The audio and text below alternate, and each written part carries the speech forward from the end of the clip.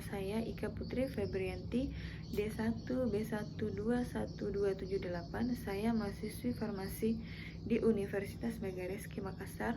Selain untuk memenuhi tugas mata kuliah wawasan ilmu farmasi, saya juga ingin berbagi edukasi tentang dunia kefarmasian yang sedang saya geluti saat ini.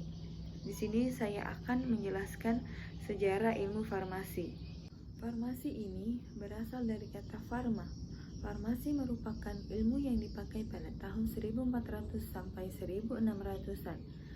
Dalam bahasa Inggris, farmasi adalah pharmacy, sedangkan dalam bahasa Yunani adalah pharmakon, yang artinya obat. Farmasi merupakan salah satu bidang ilmu profesional kesehatan yang merupakan kombinasi dari ilmu kesehatan, ilmu fisika, dan ilmu kimia yang mempunyai tanggung jawab untuk memastikan efektivitas, keamanan, dan penggunaan obat.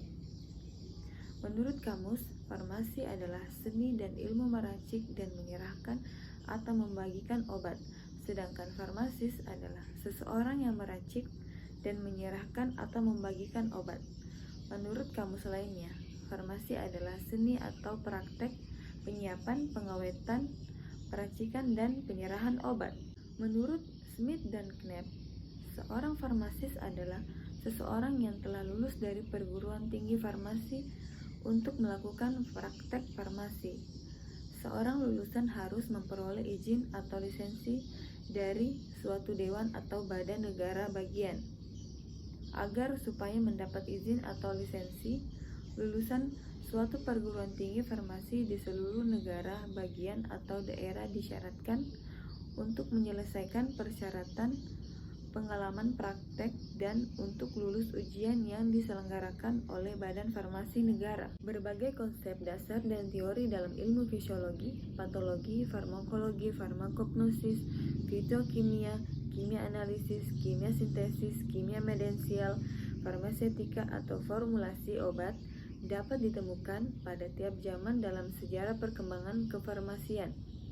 Mitologi, konsep dan praktek pengobatan praktisi atau profesi pengobatan, bentuk sediaan obat, serta bahan obat di berbagai zaman atau di suatu kebudayaan tertentu ternyata tidak hanya mendasari dan mempengaruhi perkembangan ilmu kefarmasian dan ilmu kedokteran saat ini, namun mendasari dan mempengaruhi perkembangan ilmu pengobatan tradisional di suatu suku bangsa tertentu.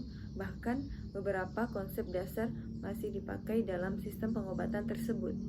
Awal mulanya muncul kefarmasian, berbagai aspek dalam perkembangan ilmu kefarmasian didasarkan urutan sejarah farmasi yang seharusnya dimulai dari zaman prasejarah, zaman Babilonia, Assyria, zaman Mesir kuno, zaman Yunani kuno, dan zaman abad pertengahan. Namun kali ini hanya membahas bagaimana sejarah farmasi yang berkembang di Indonesia, mula-mula dari periode zaman penjajahan sampai perang kemerdekaan, kemudian setelah perang kemerdekaan sampai tahun 1958, serta pada periode 1958 sampai 1967.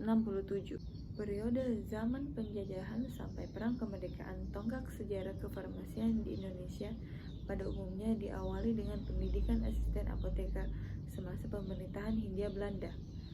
Periode setelah perang kemerdekaan sampai dengan tahun 1958. Pada periode ini, jumlah tenaga farmasi, terutama tenaga asisten apoteker, mulai bertambah jumlah yang relatif lebih besar. Pada tahun 1950, di Jakarta dibuka sekolah asisten apoteker negeri atau republik yang pertama dengan jangka waktu pendidikan selama 2 tahun. Lulusan angkatan pertama sekolah asisten apoteker ini tercatat sekitar 30 orang.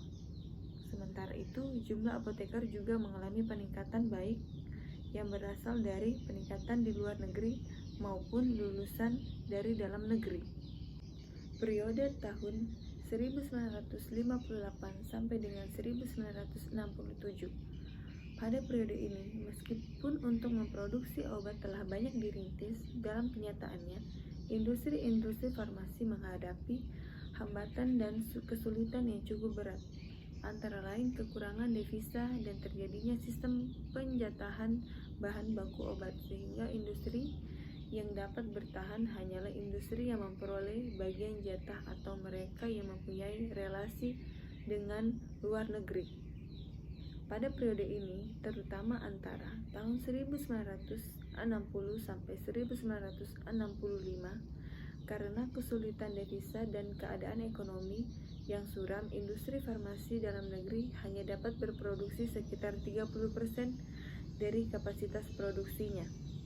Oleh karena itu, penyediaan obat menjadi sangat terbatas dan sebagian besar berasal dari impor.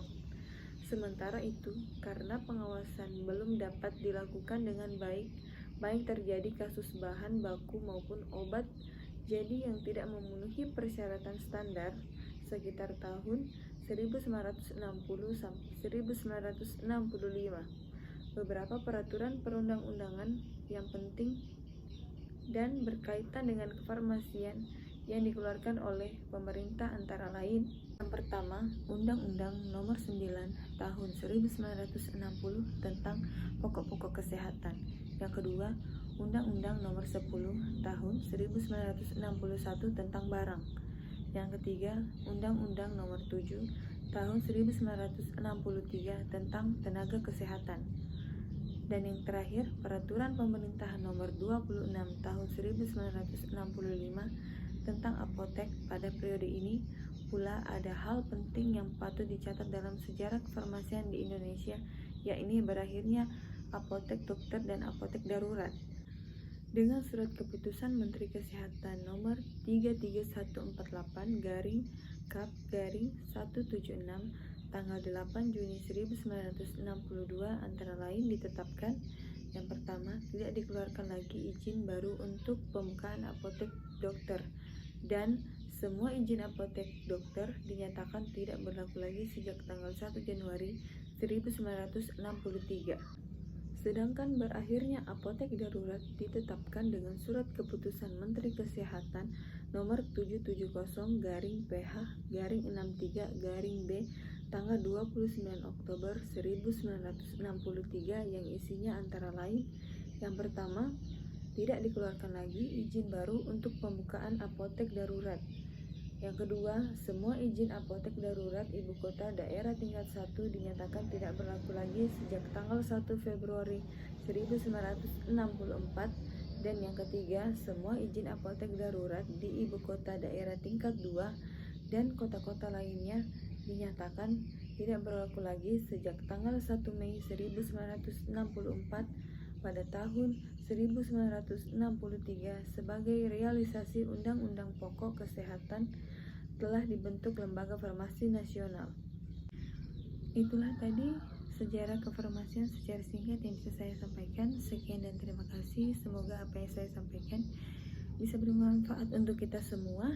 Lebih dan kurangnya mohon dimaafkan. Terima kasih dan assalamualaikum.